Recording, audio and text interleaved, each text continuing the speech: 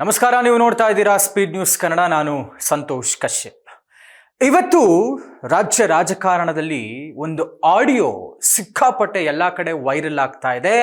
ಆ ಒಂದು ಆಡಿಯೋ ಜಮೀರ್ ಅಹಮದ್ ಖಾನ್ ಅವ್ರದ್ದು ಅಂತ ಹೇಳಲಾಗ್ತಾ ಇದೆ.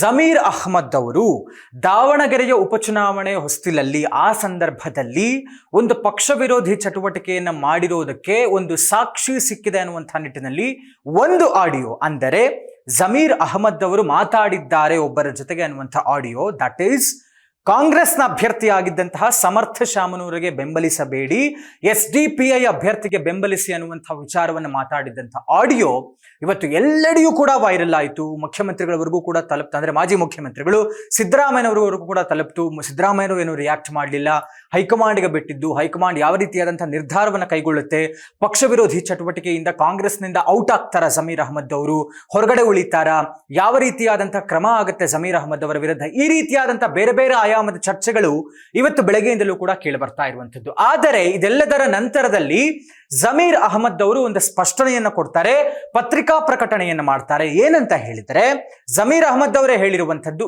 ಇದು ನನ್ನ ಆಡಿಯೋ ಅಲ್ಲ, AI ಅನ್ನ ಬಳಸಿ ನಕಲಿ ಆಡಿಯೋವನ್ನು ಸೃಷ್ಟಿಸಲಾಗಿದೆ, ಇದು ನನ್ನ ವಿರುದ್ಧ ಮಾಡ್ತಾ ಇರುವಂತಹ ಪ್ಯೂರ್ ಕಾನ್ಸ್ಪಿರಸಿ, ರಾಜಕೀಯವಾದಂತಹ ಷಡ್ಯಂತ್ರ ಇದು ಅನ್ನುವಂತ ಒಂದು ಹೇಳಿಕೆಯನ್ನ, ಪತ್ರಿಕಾ ಪ್ರಕಟಣೆಯನ್ನ ಜಮೀರ್ ಅಹಮದ್ ಅವರು ಮಾಡ್ತಾರೆ. ಅಂದ್ರೆ ಈ ವಿಚಾರದಲ್ಲಿ ಏನು ಆಡಿಯೋ ನಂದು ಅಂತ ಹೇಳಲಾಗ್ತಾ ಇದೆ, ಈ ವಿಚಾರದಲ್ಲಿ ಯಾವುದೇ ರೀತಿಯಾದಂಥ ತನಿಖೆಗೆ ಬೇಕಾದರೂ ನಾನು ಸಿದ್ಧನಿದ್ದೇನೆ, ಇದು ನನ್ನ ಧ್ವನಿ ಅಲ್ಲ ಅನ್ನುವಂಥ ವಿಚಾರವನ್ನ ಜಮೀರ್ ಅಹಮದ್ ಅವರು ಹೇಳ್ತಾ ಇದ್ದಾರೆ.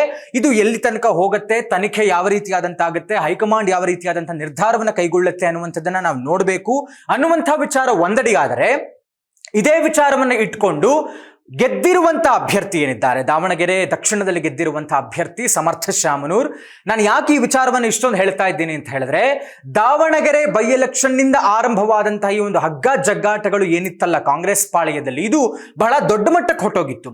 ಯಾಕೆ ಅಂತಂದ್ರೆ ದಾವಣಗೆರೆ ದಕ್ಷಿಣವನ್ನ ಖಂಡಿತವಾಗಿಯೂ ಕಾಂಗ್ರೆಸ್ ಕಳೆದುಕೊಳ್ಳುತ್ತೆ ಅನ್ನುವಂತಹ ಚರ್ಚೆಗಳಾಗ್ತಾ ಇತ್ತು. ಯಾಕೆ ಅಂತಂದ್ರೆ ಅಲ್ಲಿ ನಿರ್ಣಾಯಕವಾಗಿರುವಂತಹ ಮತಗಳು ಅಲ್ಪಸಂಖ್ಯಾತ ಮತಗಳು, ಮುಸ್ಲಿಂ ಸಮುದಾಯದ ಮತಗಳು. ಇಲ್ಲಿ ಮುಸ್ಲಿಂ ಸಮುದಾಯ ಕೇಳಿದ್ದಂತಹ ವ್ಯಕ್ತಿಗೆ ಟಿಕೆಟ್ ಸಿಗಲಿಲ್ಲ ಅನ್ನುವಂತಹ ಕಾರಣಕ್ಕೆ, ಸಮರ್ಥ ಶಾಮನೂರ್ ಅವರಿಗೆ ಕೊಟ್ಟಂತಹ ವಿಚಾರಕ್ಕೆ ಅಲ್ಲಿ ಪೈಲ್ವಾನ್ ಅವರು ಬಂಡಾಯ ಎದ್ದಿರ್ತಾರೆ, ಬಂಡಾಯ ಶಮನ ಕೆಲಸ ಆಗುತ್ತೆ, ಅದಾದ್ಮೇಲಿಂದ SDPI ಕಡೆಗೆ ಇದು ವೋಟ್ಸ್ ಸ್ಪ್ಲಿಟ್ ಆಗಬಹುದು ಅನ್ನುವಂಥ ಚರ್ಚೆಗಳಾಗ್ತಾ ಇತ್ತು. ಜಮೀರ್ ಅಹಮದ್ ಅವರು ಮುನಿಸ್ಕೊಂಡಿದ್ದಾರೆ, ತಾನು ಕೇಳಿದಂತಹ ರೀತಿಯಲ್ಲಿ ಟಿಕೆಟ್ ಸಿಗಲಿಲ್ಲ ಅನ್ನುವಂಥ ಕಾರಣಕ್ಕೆ, ಹೀಗಾಗಿ ಅವರು ಪ್ರಚಾರದಲ್ಲಿ ಭಾಗಿಯಾಗಿರಲಿಲ್ಲ. ಆಮೇಲೆ ಹೈಕಮಾಂಡ್ ಒತ್ತಡದಲ್ಲಿ ಒಂದು ದಿನದ ಮಟ್ಟಿಗೆ ಹೋಗಿ ಪ್ರಚಾರದಲ್ಲಿ ಭಾಗಿಯಾಗ್ತಾರೆ. ಇದಾದ ನಂತರ ಅಬ್ದುಲ್ ಜಬ್ಬಾರ್ ಅವರ ಪದಚ್ಯುತಿಯಾಗಿ ಅಬ್ದುಲ್ ಜಬ್ಬಾರ್ ಅವರನ್ನ KPCC ಒಂದು ಅಲ್ಪಸಂಖ್ಯಾತ ಘಟಕದಿಂದ ತೆಗೆದುಹಾಕಲಾಗುತ್ತೆ, ಘಟಕವನ್ನೇ ಡೈಲ್ಯೂಟ್ ಮಾಡಲಾಗುತ್ತೆ, ಡಿಸಾಲ್ವ್ ಮಾಡಲಾಗುತ್ತೆ.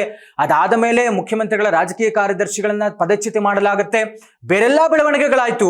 ಈಗ ಆವಾಗ ಜಮೀರ್ ಅಹಮದ್ ಅವರ ಹೆಸರು ಕೂಡ ಕೇಳಿ ಬಂದಿತ್ತು, ಅಂದ್ರೆ ಅವರನ್ನು ಕೂಡ ತೆಗೆದು ಹಾಕ್ಬಿಡ್ತಾರೆ, ಜಮೀರ್ ಅಹಮದ್ ಅವರ ತಲೆದಂಡವು ಕೂಡ ಆಗುತ್ತೆ, ಪಕ್ಷ ವಿರೋಧಿ ಚಟುವಟಿಕೆ ಆಗಿದೆ, ಹೈಕಮಾಂಡ್ಗೆ ಒಂದು ರಿಪೋರ್ಟ್ ಸಲ್ಲಿಕೆ ಆಗಿದೆ, ಈ ರೀತಿಯಾಗಿ ಬೇರೆ ಬೇರೆ ಬೇರೆ ಬೇರೆ ಚರ್ಚೆಗಳಾಗ್ತಾ ಇತ್ತು. ಬಟ್ ಫೈನಲಿ ರಿಸಲ್ಟ್ಸ್ ಬಂದಿದ್ರಲ್ಲಿ ದಾವಣಗೆರೆ ದಕ್ಷಿಣವನ್ನ ಕಾಂಗ್ರೆಸ್ ಗೆಲ್ಲುತ್ತೆ. ಅದಾದ ಮೇಲೆ ಜಮೀರ್ ಅಹಮದ್ ಅವರ ವಿಚಾರ ಎಲ್ಲೂ ಚರ್ಚೆ ಆಗಿರಲಿಲ್ಲ, ಏನೂ ಬೇರೆ ರೀತಿಯಲ್ಲಿ ಆಗೋಗ್ಬಿಡುತ್ತೆ ಅನ್ನುವಂಥದ್ದು ಎಲ್ಲದಕ್ಕೂ ಕೂಡ ತೆರೆ ಬಿತ್ತು. ಆದರೆ ಈಗ ಆಗ್ತಾ ಇರುವಂತಹ ಬೆಳವಣಿಗೆಗಳು ತಮಗೆಲ್ಲರಿಗೂ ಗೊತ್ತೇ ಇದೆ. ಮಾಜಿ ಮುಖ್ಯಮಂತ್ರಿಗಳು ಸಿದ್ದರಾಮಯ್ಯನವರು ತಮ್ಮ ಮುಖ್ಯಮಂತ್ರಿ ಸ್ಥಾನಕ್ಕೆ ರಾಜೀನಾಮೆಯನ್ನು ಕೊಟ್ಟಿದ್ದಾರೆ. DK ಶಿವಕುಮಾರ್ ಅವರು ಭಾವಿ ಮುಖ್ಯಮಂತ್ರಿಗಳಾಗಿದೆ, 3ನೇ ತಾರೀಕು ಪದಗ್ರಹಣವನ್ನು ಮಾಡಲಿದ್ದಾರೆ.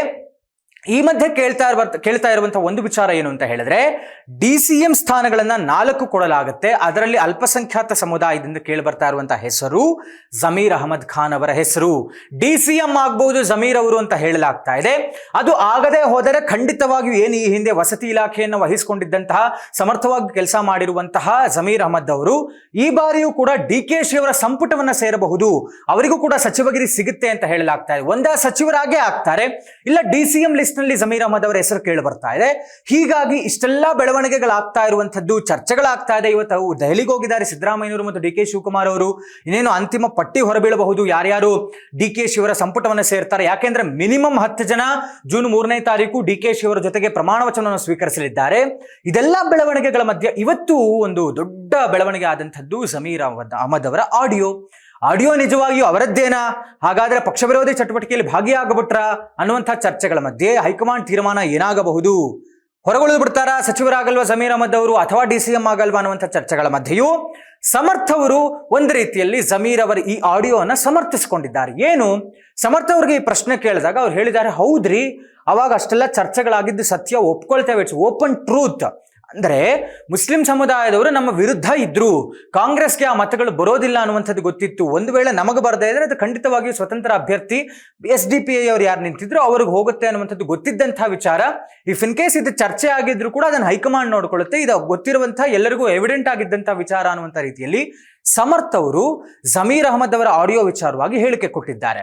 ಇನ್ನೊಂದೆಡೆ ಜಮೀರ್ ಅವರೇ ಹೇಳಿರುವಂತೆ ಪತ್ರಿಕಾ ಪ್ರಕಟಣೆ ಕೊಟ್ಟಿರುವಂತೆ ಇದು ನನ್ನದಲ್ಲ, ಇದು ಷಡ್ಯಂತ್ರ, ಇದು ಯಾವ ತನಿಖೆಗೆ ಬೇಕಾದರೂ ನಾನು ಸಿದ್ಧನಿದ್ದೇನೆ ಅನ್ನುವಂತಹ ಹೇಳಿಕೆಯನ್ನು ಜಮೀರ್ ಅಹಮದ್ ಅವರು ಕೊಟ್ಟಿದ್ದಾರೆ. ಒಟ್ಟಾರೆಯಾಗಿ ನಾವು ಕಾದು ನೋಡಬೇಕಾಗಿರೋದು, ನಿಜವಾಗಿಯೂ ಜಮೀರ್ ಅಹಮದ್ ಅವರು ಪಕ್ಷ ವಿರೋಧಿ ಚಟುವಟಿಕೆಯನ್ನ ಮಾಡಿದ್ದಾರಾ, ಏನಾದರೂ ಮಾತಾಡಿದ್ದಾರಾ, ಇದು ಸತ್ಯನಾ, ಜಮೀರ್ ಅವರದ್ದೇ ಆಡಿಯೋನಾ, ಇಲ್ಲವಾ? ಹೌದು ಅಂತ ಆದ್ರೆ ಹೈಕಮಾಂಡ್ ಯಾವ ರೀತಿಯಾದಂಥ ತೀರ್ಮಾನ ತೆಗೆದುಕೊಳ್ಳುತ್ತೆ, ಇಲ್ಲ ಅಂತ ಆದ್ರೆ ಹೈಕಮಾಂಡ್ ಏನು ನೋಡ್ಕೊಳ್ಳುತ್ತೆ ಅನ್ನುವಂಥದ್ದನ್ನ ನಾವು ಕಾದು ನೋಡಬೇಕಾಗಿದೆ. ಇದಾಗಿತ್ತು ಇವತ್ತಿನ ವಿಶೇಷ. ನೋಡ್ತಾ ಇರಿ ಸ್ಪೀಡ್ ನ್ಯೂಸ್ ಕನ್ನಡ, ಸುದ್ದಿ ನಿಮ್ಮದು, ವೇಗ ನಮ್ಮದು.